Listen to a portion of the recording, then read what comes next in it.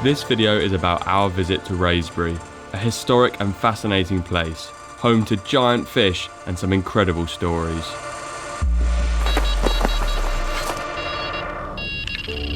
The owner of the fishery, Raphael, had invited us down to explore the lakes and do some fishing.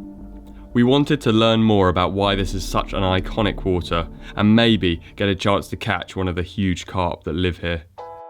RK Leisure's Wraysbury 1 includes the North and the South Lake, between them totalling 120 acres set to the west of London.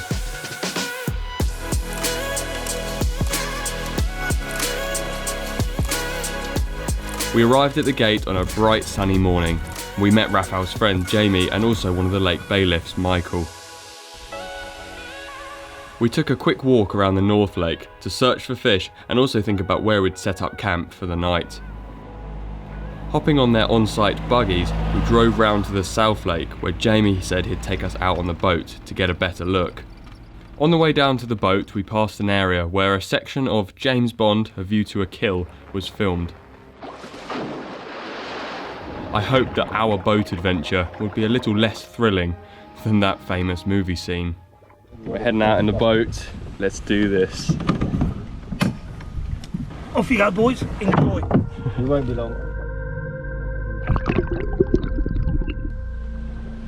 In the first bay we came to, on the South Lake, there was a giant rusty old sunken barge. I wanted to take a closer look. Oh mate, it's spooky, isn't it? Yeah. It's spooky. I learnt that it was actually a dredger used for moving large quantities of gravel whilst the lake was still a working pit. Now sunken, it provides an artificial reef and no doubt many hiding places for the fish. This is a mental old piece of machinery, look at all that. Oh, I swear I heard a carp jump over there. Right, let's get back off of this, find some dry land. Jamie though had other ideas. Want to pick your brother up? Where are we going? I'll just show you a little spot. He wanted to show us the secluded bays on the northern side of the lake, so he picked Alex up and headed down there. On the way over, he explained that Wraysbury was first excavated in the 1920s to supply gravel for building roads. The lake had numbers of fish stocked over the years, and although none of these fish were big when they went in, a small number of these carp grew into absolute giants. There's definitely a few carp out in this bay. Is that a big one? There's a bigger one, yeah, and that, yeah. It's just sitting there. Huh? This is cool. Oh, we've been drifting around in the boat now for only 15-20 minutes. Found some incredible carp in these bays. The thing is, they're very inaccessible from the bank. There's no swims along here. It's like, this is where the carp can go and definitely not get caught. Ford Fiesta there. Was a car? Yeah, it's a car. Flipping car on the bottom. This place is, it's weird. The fish that we'd seen were big, but nowhere near the 40-pound plus carp which made this place famous. Back in 1992, Pete Springate landed 2 carp totaling over 84 pounds between them. At the time, a brace like this was unheard of. As time passed, the larger of these 2 fish, known as Mary, continued to grow until in 1996 it was caught by Terry Hearn at a British record weight of 55 pounds and 13 ounces. That fish has now died, but we decided to take a walk back up to the North Lake to the area where that record carp was caught. Oh yeah, oh massive tench. Big tench, there's a big carp as well.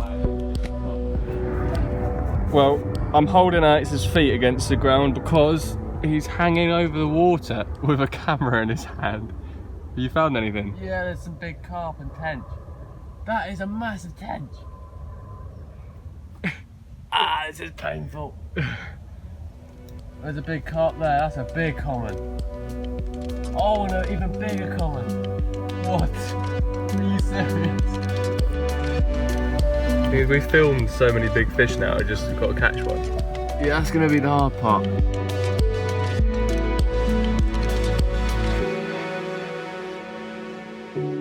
During this session, we fished on both the North and the South Lake. We didn't fish the South Lake for long, Alex flicking PVA bags out to the island and me baiting a spot out in open water.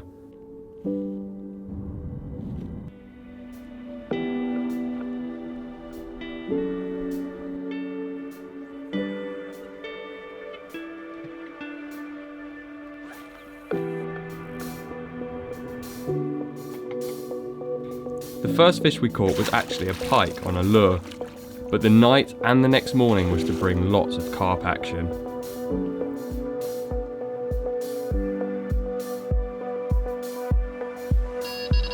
Oh, you're in.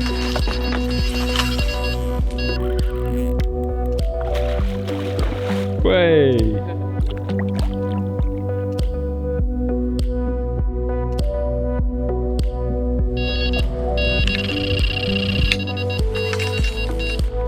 That is a lovely one.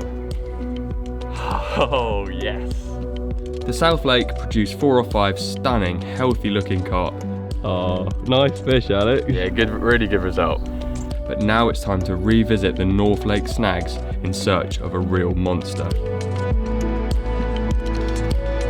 I'm sitting down on this fallen tree that goes out over the water, and there's loads of roots and branches and also quite a bit of weed around here too, providing an absolutely perfect haven for the carp. There's probably 5 or 10 fish swimming around this snag at the moment, and every now and then one will just drift over, come right in front of me, really, really close.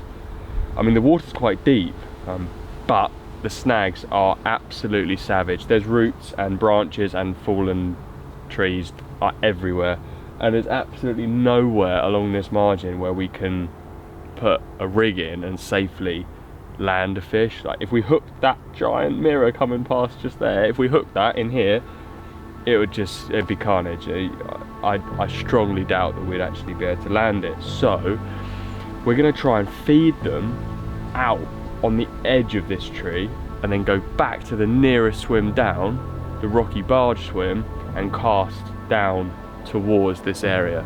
Obviously we're not going to be able to get super close, but hopefully close enough. I'm going to start putting in a bit of bait and see if they react.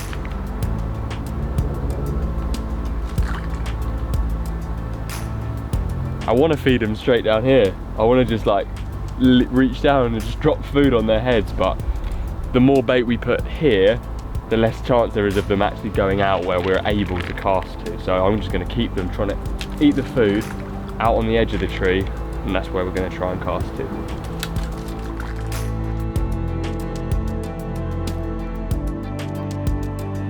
We're just going to have to see whether or not the fish get on that. I'm going to go back to the swim now. Alex and I are going to try and find some spots in amongst the weed, but I'm definitely putting at least one of my rods down in this margin. Alex cast his rods out first. Solid PVA bags with small hook baits cast out in front of the swim into a big hole in the weeds. Hit the bottom nice and firm, which means it shouldn't be in too thick weed. That rod will go at 2 in the morning tonight. What? It's gonna go at 2 o'clock in the morning. You're gonna reel it in at 2 o'clock? No, fish are gonna pick up the bait at 2 o'clock. Do you know how I know? It's because I've just logged on to Fishnet. Fish weather app, fish forecast app. Fish.net, and you've... And it says bite times at 2 o'clock in the morning. Wow, cool, good to know.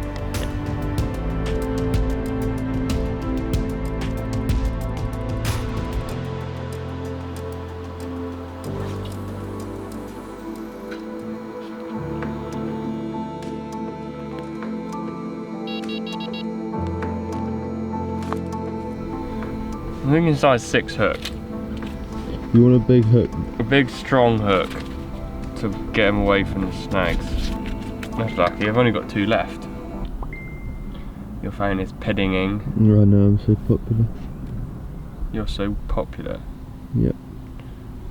Lies. Now I bet it's mum. Want to know how you're doing? I've got 4,600 friends on Facebook.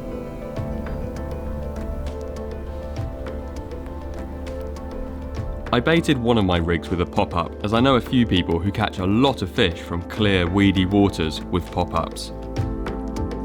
Both rods would be fished with a lead clip and a flat pear lead, but on one of them I decided to try a piece of pepperami tipped off with fake corn. I also put a little PVA bag over the hook just in case it landed in some of the very low-lying weed.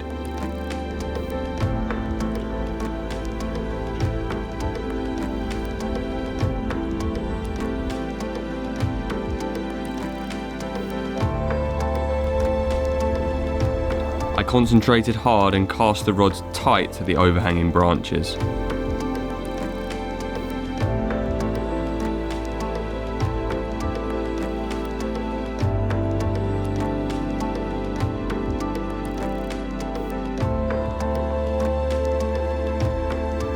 With the rods in position, all we could do was sit back and wait to see if the fish got on the feed.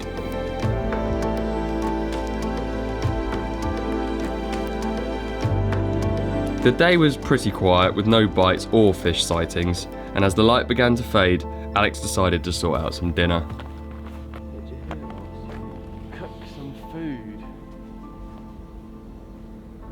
Basically, throughout the last few weeks, Gordon Ramsay has been doing like these... You never stop talking about Sorry, Gordon bloody he's Ramsay. He's my idol. I've been watching his 10-minute cooking videos, which he's been making, like cooking a meal in 10. He did one for fish and chips. This one, Alex, not gonna lie, took you about an hour. Yeah, but the video I watched of him, which he did do it in 10 minutes, inspired me massively. I was like, I need to cook up that carbonara spaghetti dish. The waiter is just putting a bit of cheese on top of it now. There you go, sir. That will be $10.99. Let's see, let's do a taste test.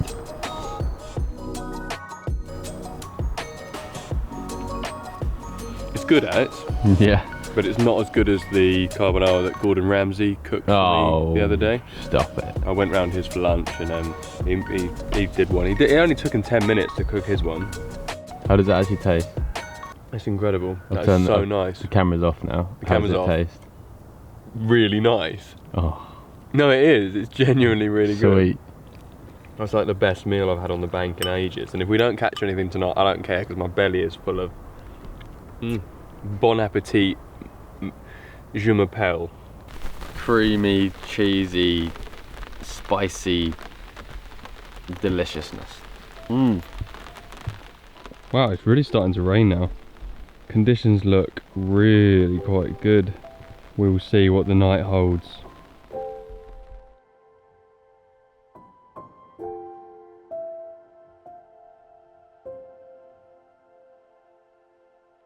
Well, good morning. Although good morning might not be the best way to describe how this morning is, because it's not particularly good. I just had a screaming bite, hooked into a fish, really slow, ploddy, heavy fight down the right hand margin. I was drawing it back towards me, all clear, fine. Bit of weed picked up on the line, but I could still, feel the fish. I was still drawing it back towards our swim. Then it took another dive into the margins where all the overhanging branches are, and the line got caught around a branch, and the fish I couldn't draw it back any further. Had to let the line go slack, open the bail arm, try and let the fish swim out. But as I did so, the fish managed to shake the hook and come off. So this morning, I'm feeling a little bit deflated. I've got to rebait this rig, get it cast back out again and try and find some confidence that we might get another chance, but I'm just really gutted, if I'm honest, at the moment.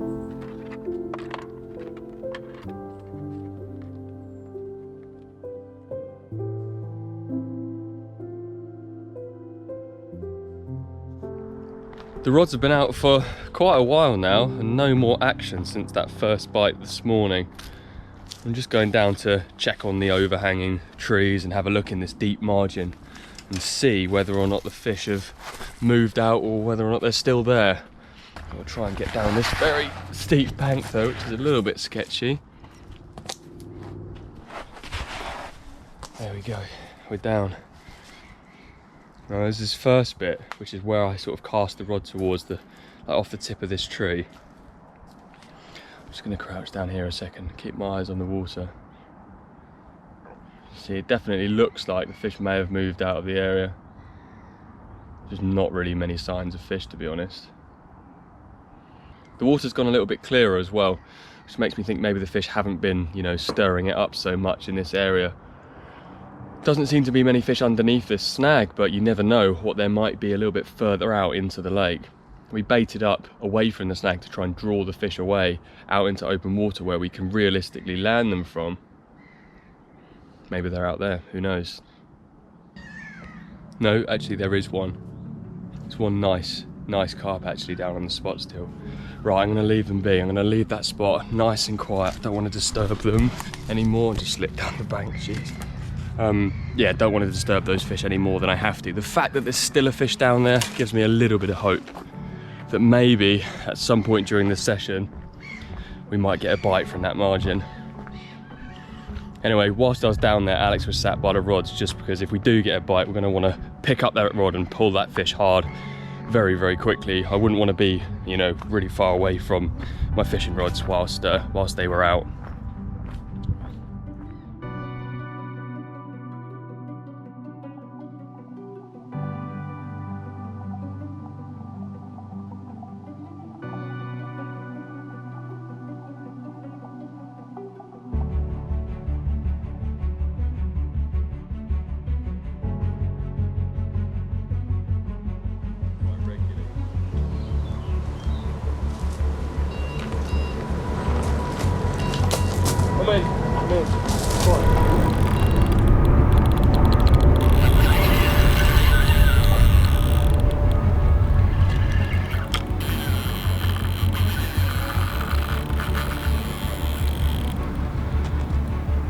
I'm shaking so bad, Alex. That is so strong.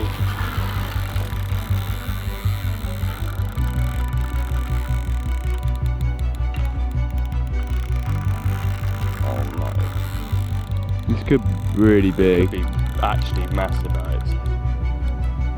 Let's hit some weed.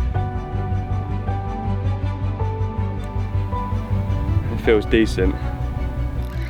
We're dealing with all sorts of snags and a lot of weed out in front of here, and this fish is feeling so heavy. We've got to just stay calm. Like, we've gone so long without a bite on this lake. Now I'm getting nervous, but just stay calm, Carl. Stay calm and it'll end up in the net. I'm freaking out a little bit. I so wanted to get a bite from this lake. So wanted a carp. About 15 yards in front of me is a carp. It's on the end of my line. Come on, we might get a sighting of it soon. Please stay on my hook, please. The whole lot. Come on, hopefully that's in. I think I've got the fish and the weed.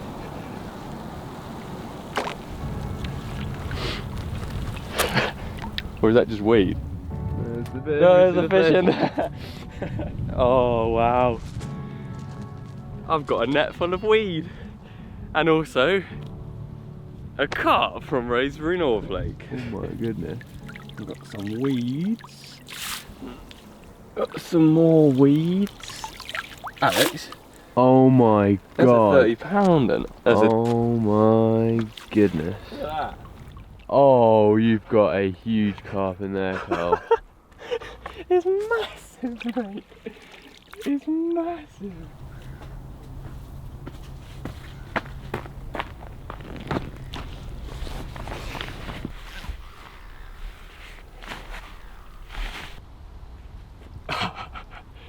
Well, I'm finally holding one of the Wraysbury North Lake's big, heavy, wide, chunky carp. Raphael, the owner, encouraged us to give it a go on the North Lake. He said it will be harder, it will be a challenge, but you're in with a shot of something quite special.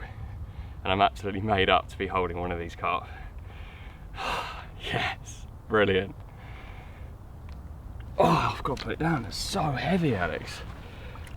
I'm so glad it all came good and we got one.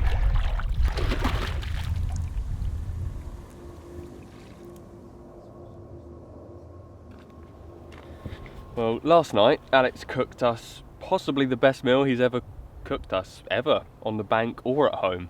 A beautiful carbonara with spaghetti and everything lovely. I wondered to myself, what recipes have I got up my sleeve? And the only one I could really think of was fish and chips, the nation's favourite. So I mocked this one up, nice and quick at home. Also made myself a nice drink. Thank you very much for cooking. Do you want some? Cooking me up that meal. It looks great. You can take some if you want. Chips. Now I caught the fish. I had to pop home quickly and catch the fish. Mm-hmm. Cooked it up. Simple recipe really. Bit of oil, batter. Dug up some potatoes. Yes, I like to slice the potatoes quite thick. So like, you know. Anybody who's watching who still believes what Carl is saying shouldn't believe what Carl is saying.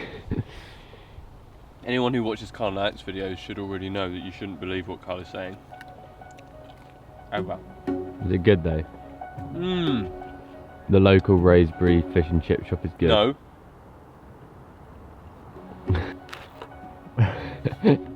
You're so proud of your meal that you didn't even cook. I didn't even collect it either. Jamie, the bailiff, went and got it. So you did absolutely nothing. No, actually, I'll tell you what I did. What? I walked from the path back there, round with it. Geez, 100-metre walk. No, not even that. Tough life.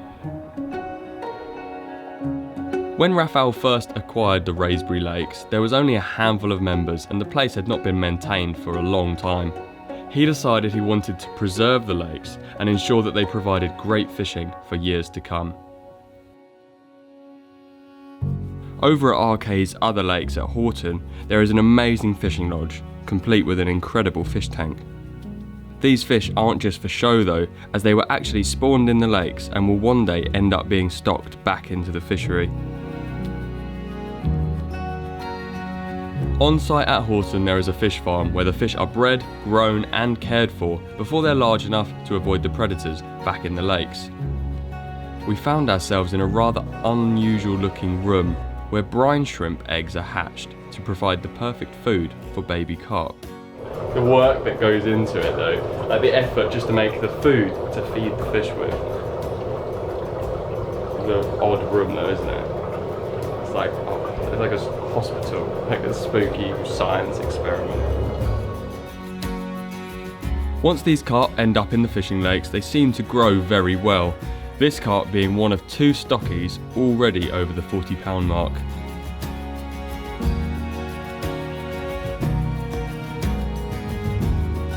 Back at Wraysbury, RK Leisure has invested millions of pounds in facilities, fencing, security and fishery management to make the lakes safer and more future-proof than ever.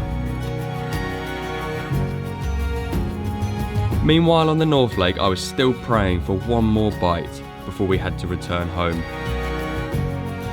I had seen a couple of fish crash out in the middle, so chucked another rod out just in case.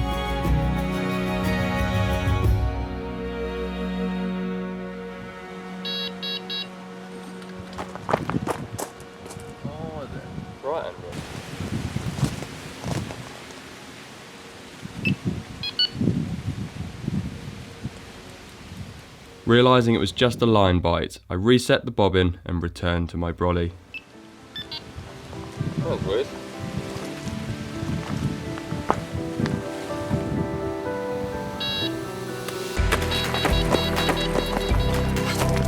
No way, carved it in. Carved into another fish. I had 2 or 3 bleeps on it a little while ago, and it's just a liner, and then it tore off. It's a good bite. I so want this in the net. What is it? I want to see it. Oh my god, it's huge. No. Yeah, it's huge. We got another good fish on it. Oh, there's just bubbles coming up from the bottom where it is. With the fish fighting hard in the margin, Alex lifted the other rods out the way to avoid me tangling around them.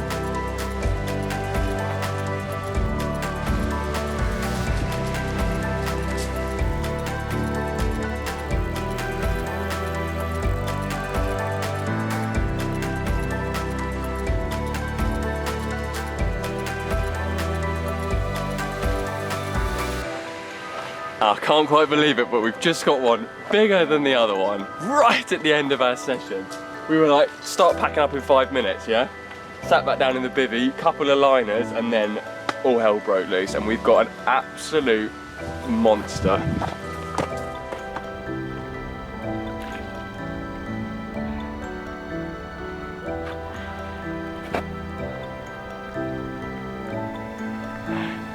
That's a nice way to end this session.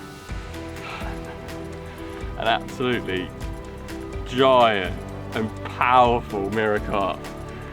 All I can really say is thanks for watching the video, and also massive thanks to Jamie and to Raphael for getting us down here and letting us try out the fishing at the amazing Wraysbury lakes.